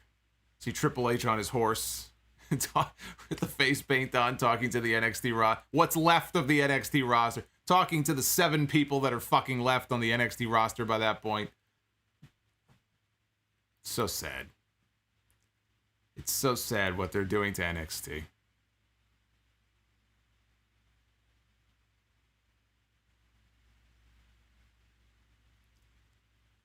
Eugene as Forrest Gump. That's another one. That's right. Eugene was Tom Hanks in Forrest Gump. See, they had a lot of creativity with those segments. That's something that is missing these days. Where's the creativity? Why can't we have that back? Triple H doing the Braveheart speech in the NXT parking lot. Hey, the NXT parking lot is a very dangerous place. People get attacked there all the time. And mugged, kidnapped, attempted vehicular manslaughter. Remember when Karrion Kross tried to run down Johnny Gargano with his car a few weeks ago? He got saved by Samoa Joe. It's a dangerous place, that NXT parking lot. Chris wants to know, have I watched Game of Thrones? I have not.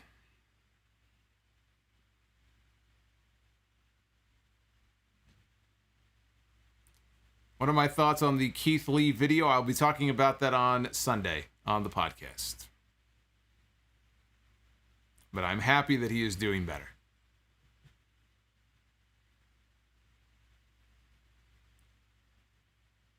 So we do something on the Dynamite streams that, by popular request, some people want me to do now, and so I will do it here on the Rampage stream, and that is, of course, the Zinfamous HD WrestleMania tweet generator, where we shake things up here, and we book our own main event. We play the booker. I take the role of Vince McMahon and Tony Khan here for one night. What kind of match can I book? Let's see. The Rock. Now we're cooking with oil here. Finally, we got an actual star. Look, everybody.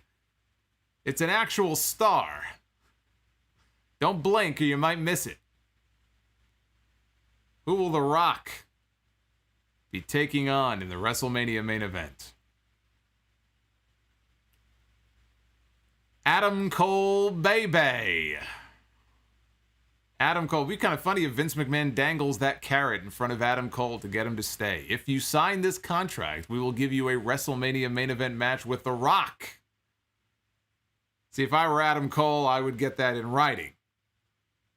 I would get that notarized by a notary public. I would get that reviewed by a team of attorneys to make sure that it is rock solid. Adam Cole and The Rock. I think that's worthy of a WrestleMania main event. What do you think? The size difference is ridiculous. I will say that. The size difference is going to be a little ridiculous, but I still think it would be a hell of a match. The promo, I agree. Ultimate Elite says the promos would be amazing. That probably would be better than the match itself. No, actually, I think the match would be very good. The Rock is not what he used to be. I mean, he's older now, and he's had a lot of wear on his body. You know, the last few times he came back for a big WrestleMania match, he tore all kinds of muscles and stuff. Adam Cole, though, would go in there and would bump his ass off for The Rock. I think Adam Cole is the kind of opponent that The Rock would want to work with. I think he'd make The Rock look like $1 million. But see, when you don't wrestle a lot, and The Rock doesn't anymore, and you're almost 50 years old, and you're huge, you're just not going to be as good. You know, you gotta get in ring shape, as they say. So Adam Cole would be exactly the right opponent for The Rock.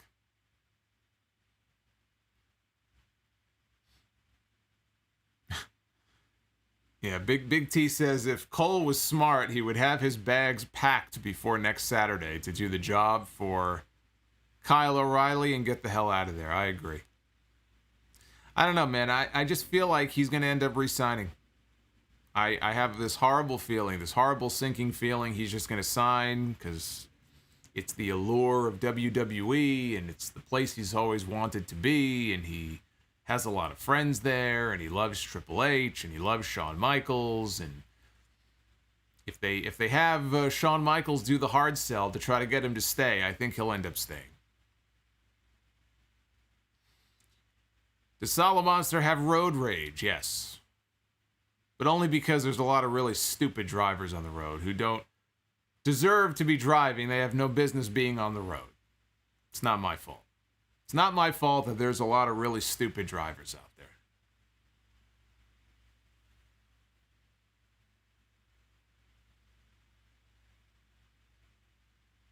Roman against The Rock is a pipe dream. I think Roman against The Rock is the working plan for WrestleMania next year, right? But how many times have we heard that, right? Rock and Triple H was the working plan for the last time they were in Dallas. Actually, now that I think about it, they're not in Hollywood next year. I take that back. I thought they were in Hollywood next year. They're not. They're in Dallas next year.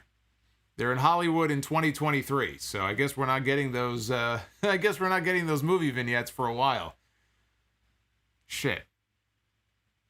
Why did I think they were in LA next year? But yeah, the last WrestleMania in Dallas was going to be Rock and Triple H, which I wanted to see. I would like to see one more, or I wanted at the time anyway. I wanted to see one more Rock Triple H match because I was a fan of their rivalry. And The Rock just couldn't make it happen. So instead, we ended up with Triple H as the WWE Champion, defending against Roman Reigns. Thanks a lot, Rock.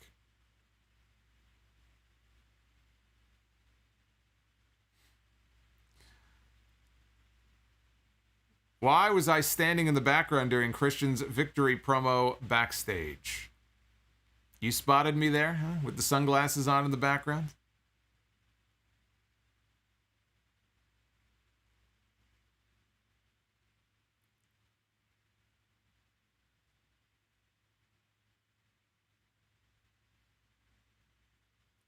Yeah, somebody said the last time we saw The Rock wrestle, he wrestled a 6-second match against Eric Rowan.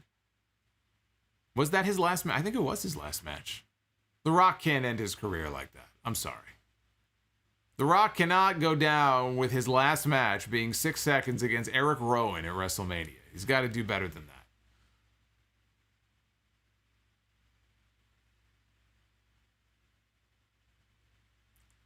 We are only a handful of likes away from 400. Can you guys help me get there? I don't know. I need your help. I can't do it without you. Every like helps the video. The algorithm loves that thumbs up. That's what I have found. So let's get those likes up a little bit more. Am I going to be watching Triple Mania and New Japan Resurgence tomorrow? I am not going to be home until very late, so I will do my best to at least catch up with what happens on the New Japan show before Sunday, but I'm not going to be here for a good part of the evening. You should grow a beard, Solomonster. No, I don't think so. I've tried. It takes too long. It's not a good look. If it grew in quickly, it may be, but it's too slow growing. Actually, I had to go.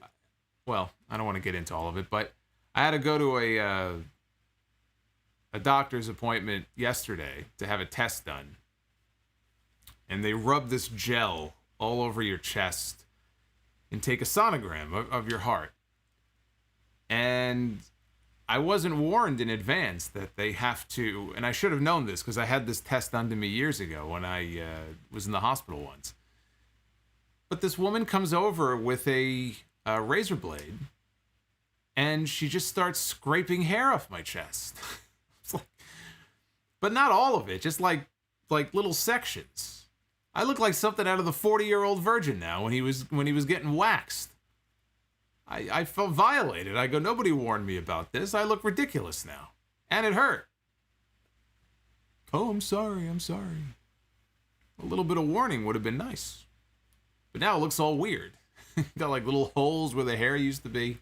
Nobody warned me that they were going to have to do that.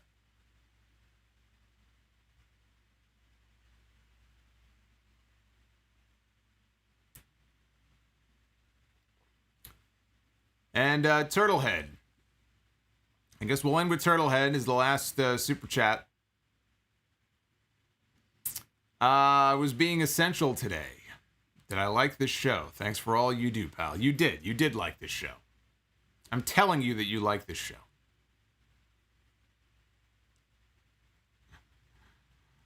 Did I cuss like the movie? I didn't cuss. No. I'm in the presence of a lady.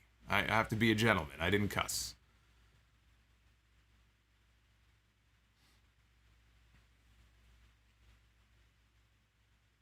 But it was very much unexpected. I will say that. Nobody, like when I hurt my leg, you guys know that story. I'm not going to get into it again. But when I hurt my leg and then I had to have surgery a few months later to get the glass out of the leg.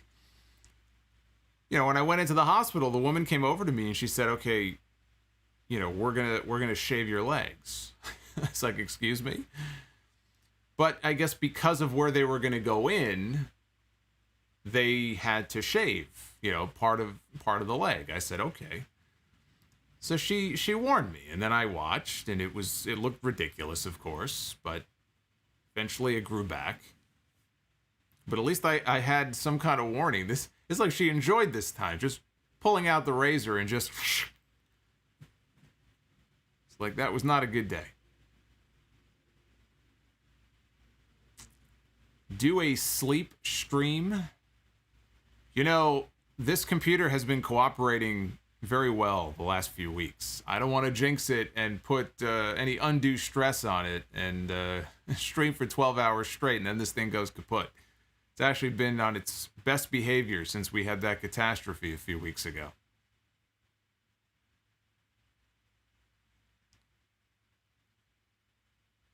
Griga with the $2. Great show, Solomonster. Thank you. Do you remember when you were forced to listen to Brie mode while getting an MRI? Yes, I do. Of course I do. How can I ever forget? I had to go for an MRI a few years ago. And it's very claustrophobic in that machine. You can't move. Once they say you got to lay still, you can't move, right? But they put music on the speaker. And they said, you know, if you have music on your phone, we can actually sync it to the speaker and we can play music on your phone. And I think it was Spotify. It was like a wrestling playlist. I was like, put that on. So there were a whole bunch of random songs on some WWE station or wrestling station in Spotify. And I'll never forget, I'm laying there in that machine, and it's like, don't move, right? Or you'll screw up the whole test. And you got to lay there for like 20 minutes. And then Brie mode comes on. And I mean, you talk about a fucking nightmare scenario. This is like something out of a horror film. I don't think John Carpenter, Wes Craven, some of the best horror directors couldn't come up with a scene like this. I'm laying there. You should have seen. A single tear was almost running down my eye, as I had to lay there helpless, unable to move, as I listened to Brie mode. It's nothing worse. I couldn't think of a nightmare worse than that. Thankfully it wasn't on repeat. Thank God. I think after that it went to Pile Driver. Coco Beware. That was okay. Brie mode was not. It's completely defenseless.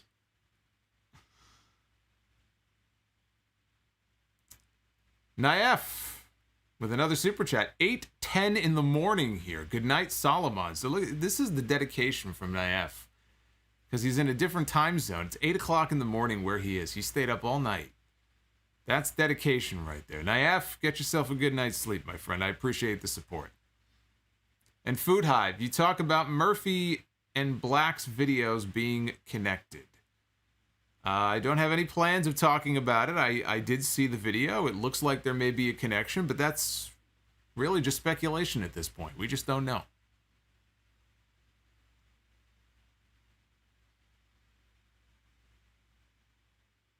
Girls in Cars. I like Girls in Cars. That's another good one. Strike Force.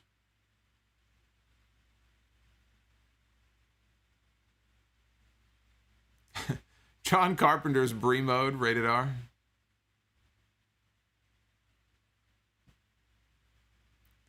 You sure do have a lot of hospital story. Yeah, unfortunately. If you only knew the half of it.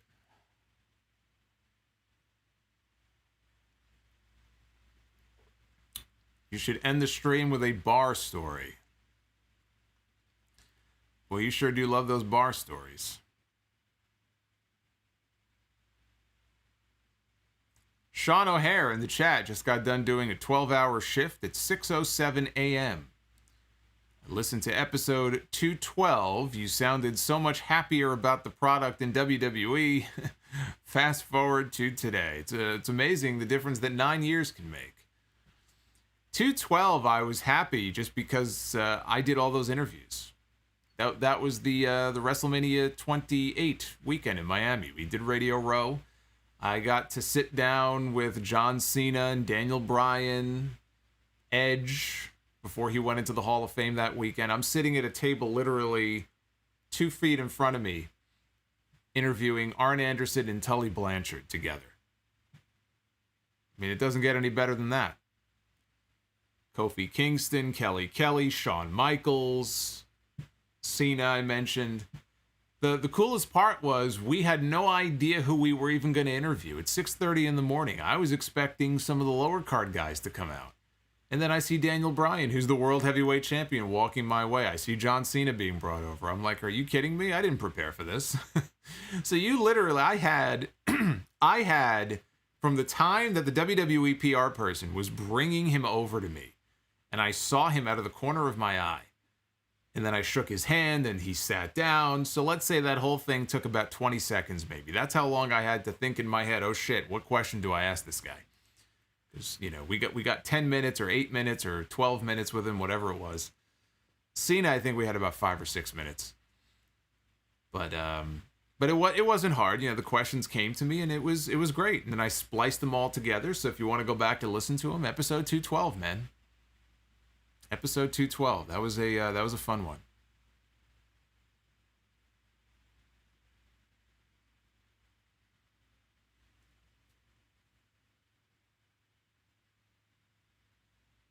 Yeah, why are you working a 12-hour shift anyway? Tell your boss to go piss off with these 12-hour shifts.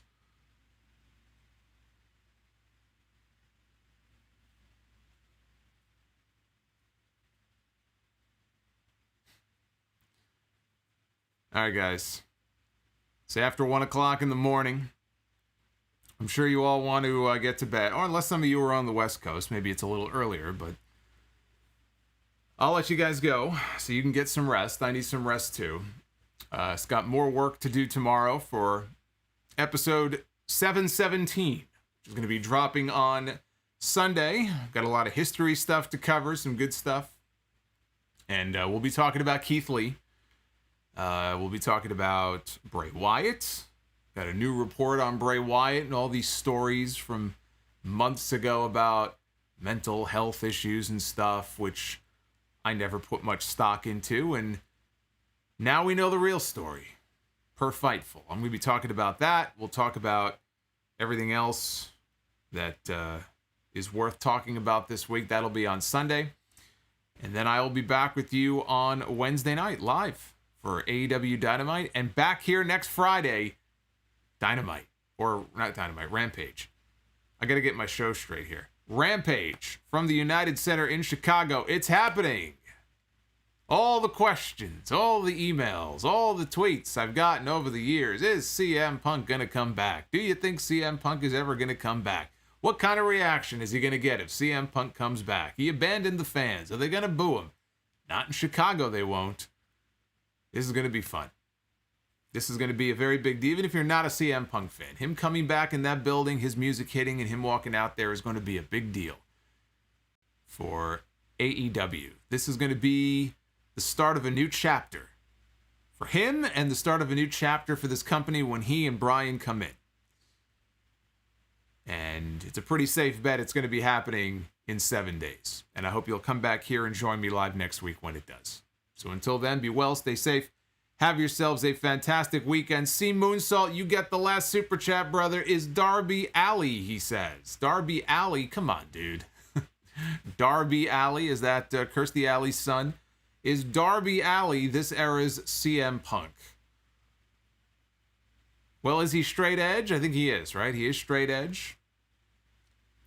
Because that's about the only similarity I see between the two of them. I think Darby Allin is going to be this era's Darby Allin. I don't think he needs to be in the shadow of anybody else. But thank you, C Moonsault. And just because, even though it's not Friday the 13th anymore, but because I love Friday the 13th, I'll end with the intro. For those of you who may have missed it at the beginning. So I hope you guys enjoy too. See you back here for more Rampage coverage next Friday. Until then, take care, guys.